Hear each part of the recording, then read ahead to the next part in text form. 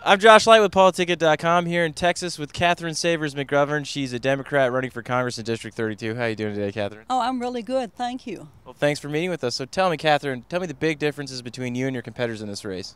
Well, I want to help this district move forward. Pete is content with the status quo because his aim is to block the president and any advancements the president might make to encourage the economic recovery and more jobs for this area.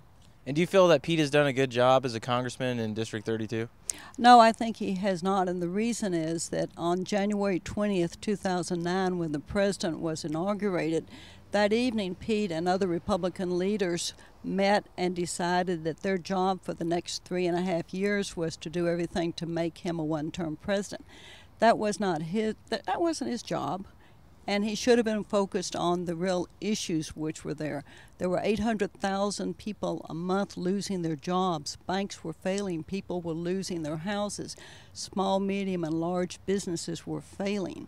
We were on the edge of another Great Depression. He should have focused day and night on economic recovery and getting more jobs back for people. And have you felt the economic recovery has been fast enough? I think that the economic recovery would have been even faster had it not been for Pete Sessions and the GOP's decision to block and obstruct what the president's proposals were. They did not try to come to a reasonable compromise or reach across the aisle in the way that people in past administrations have. You don't get a compromise is basically everybody doesn't get exactly what they want, but you move forward. Katherine, when you're talking to people in District 32, is there any social issues people are concerned about?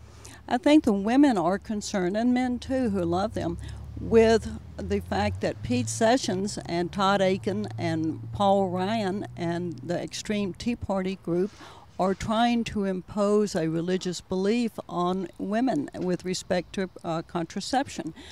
Most people who are employed have some right to health benefits, or many people do.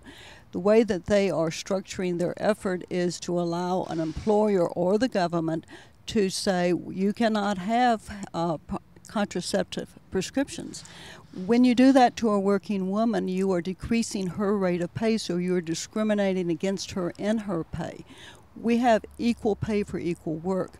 It's going to cost a woman more, and it's going to cost a family more to decide when they want to have children. I think that that's wrong, and most women that I speak to do also. They want to make their own decisions.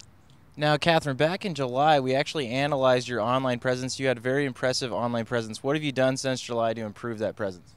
Well, we try to keep current. We have an effort to update and bring current what issues I'm involved in, what we have seen that Pete does, which is contrary to the interest of this district. And we try to keep our followers informed and to ask for their input. Last night I had an email from an individual who said he was undecided, and he asked me a couple of questions. One on the Affordable Care Act, and one on economic. Sent him a very long and detailed response back. I do that for anyone who sends me an email and asks a question. I think that makes a difference. They may not agree with me, but they'll hear from me. Now, Katherine, how is your campaign going right now?